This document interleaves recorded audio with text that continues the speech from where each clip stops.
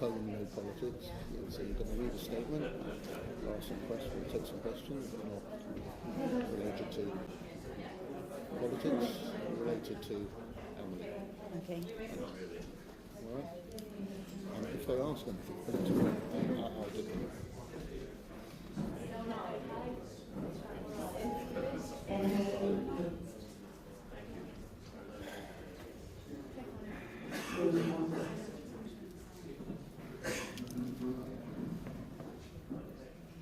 Because if I don't answer you, you've got my deaf ear. Emily has been held hostage in Gaza by Hamas for over a year, and today is 424 days. The last sign of life we had several months ago, and fears are that she's getting less food and less water to drink.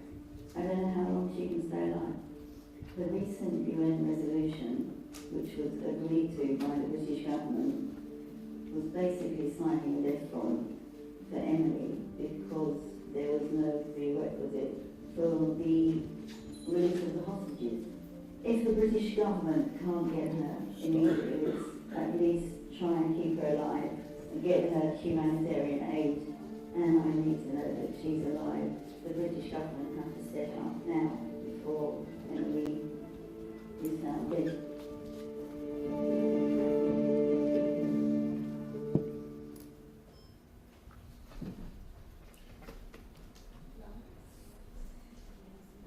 We've got some light.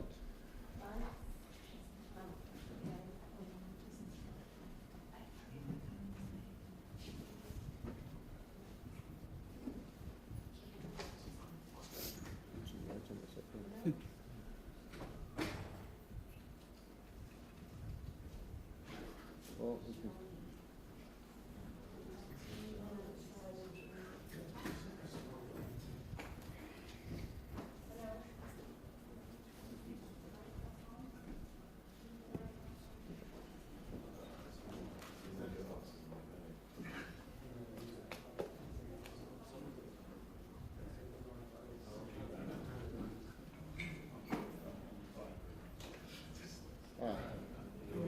okay, thank you.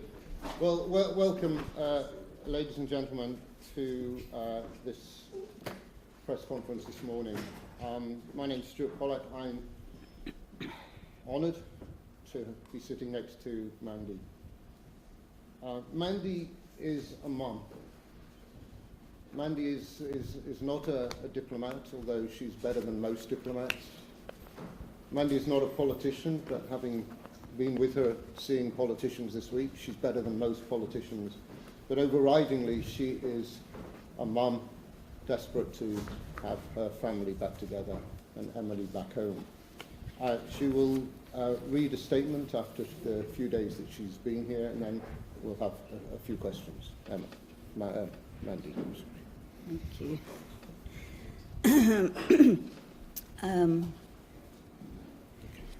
Hi, good morning, everyone. I'd just like to start by thanking all of you for coming today. This really is actually my worst nightmare. I just said it on the way here that I have to do this, but I'm doing it for Emily and no other reason.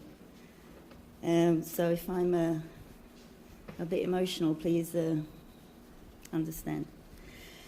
I want to start by thanking all of you for coming here today. A special thank you to Lord Pollock for your words, and most importantly, for continuing to do everything you can to fight for the hostages. My name is Mandy Damari. I was born in Surrey and raised in Beckenham, Kent.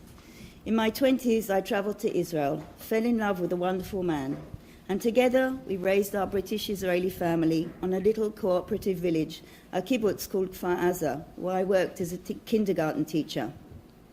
And I raised Emily, my youngest child and my only daughter, to love her British roots. Along with being a massive Spurs fan who enjoyed having a pint or two, she had a great British sense of humour, and her house on the kibbutz was always a place where her friends would drop by for a cup of tea. At least they did, until the 7th of October 2023.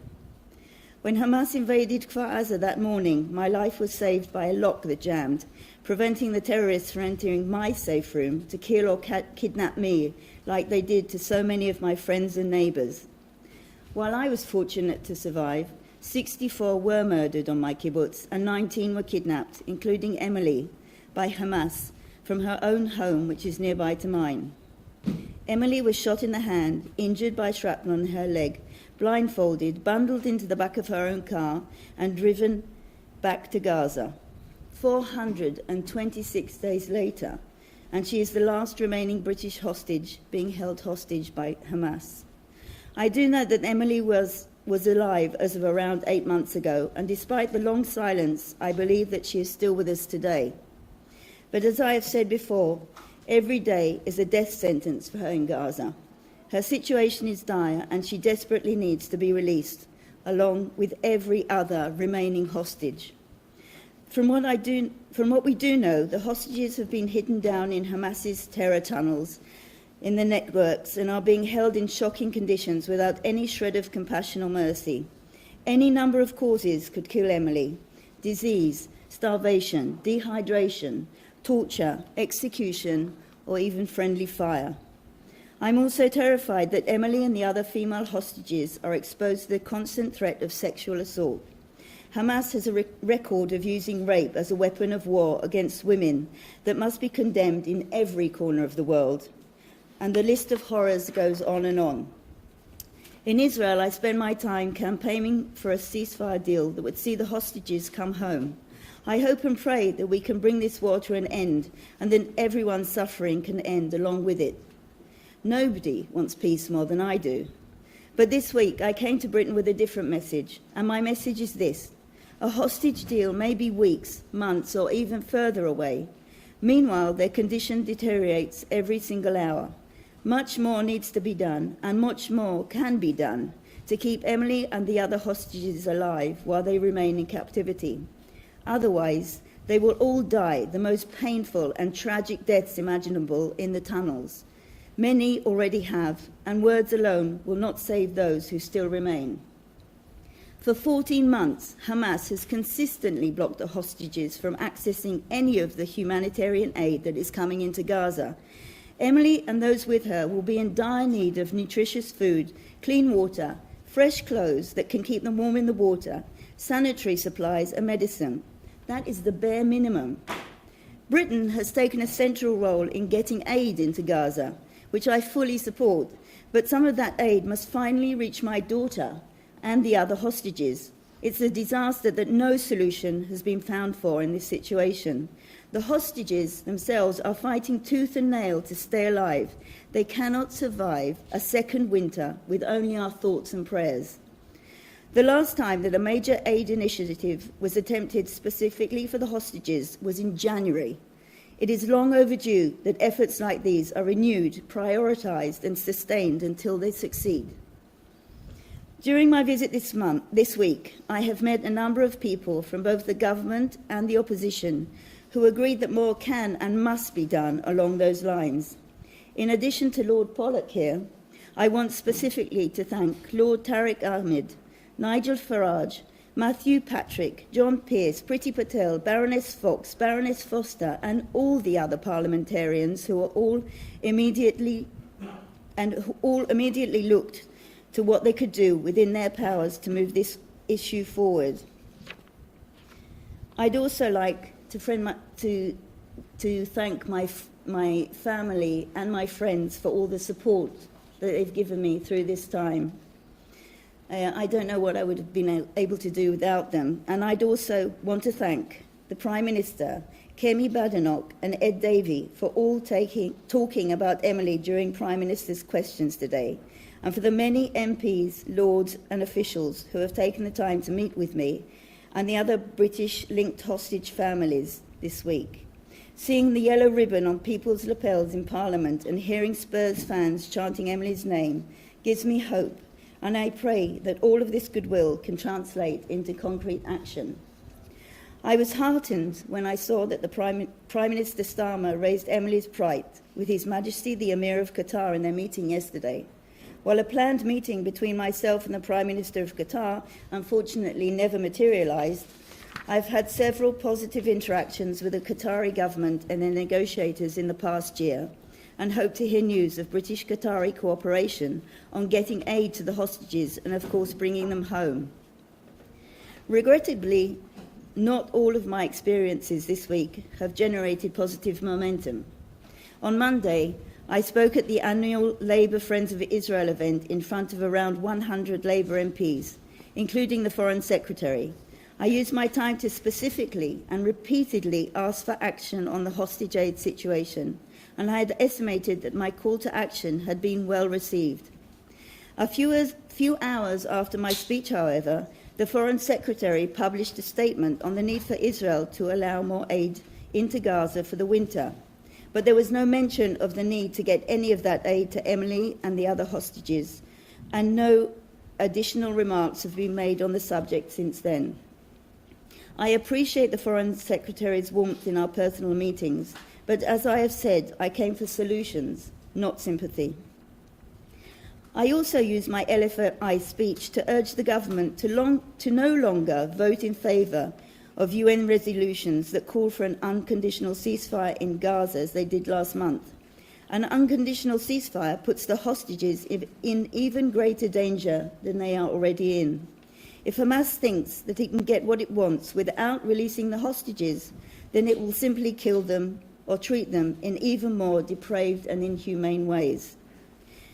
The only unconditional and immediate call for action must be for Hamas to release all of the hostages. If they come home today, then the war will finally be over. On that note, I was relieved to hear the Prime Minister say that Britain's position is that the hostages must come home and for there to be a ceasefire worthy of the name. I hope that future votes at the UN reflect this position and that Britain will continue to work to convince other countries to adopt this approach as well.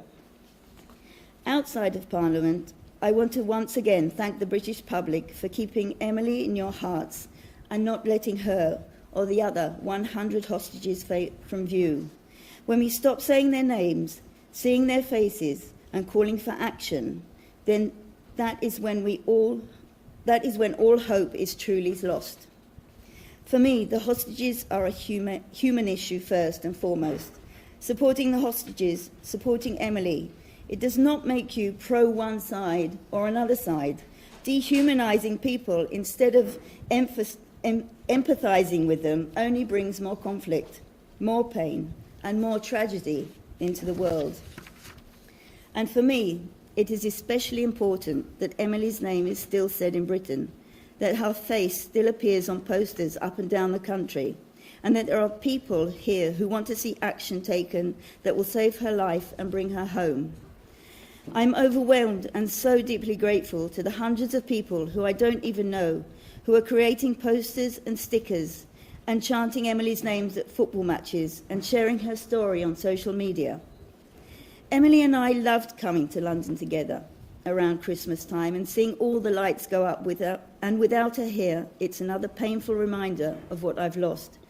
But I want to thank you all for helping me believe that she will make it back from hell and that next Christmas season we can come back to London together. Thank you.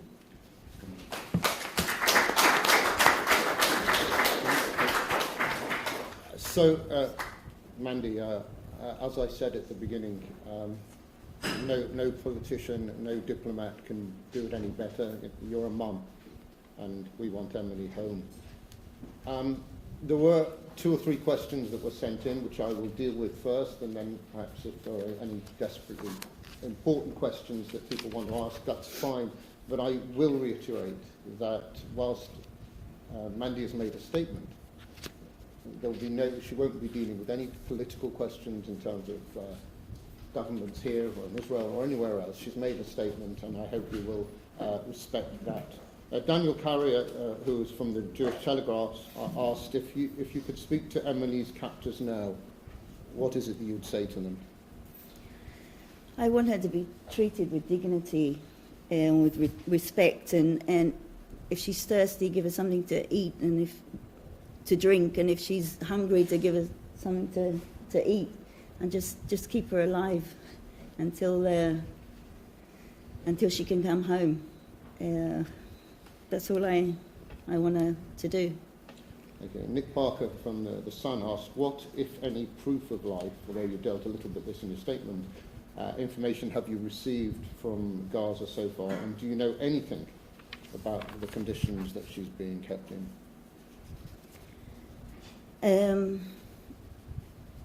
I have received, information about Emily from the Israeli government, and from the hostages that came back. There's very little information being received at the moment. I knew last year that she was still alive, and that's about. I remember you saying about that when some of the hostages that did come home talked about the spirit that Emily had that kept everybody else going. Did that give you a little bit of hope that she was as normal as can be? In November when they came back, she still had a spirit, but that was more than a year ago. And what's happened since then, I've got no idea. She was supporting them.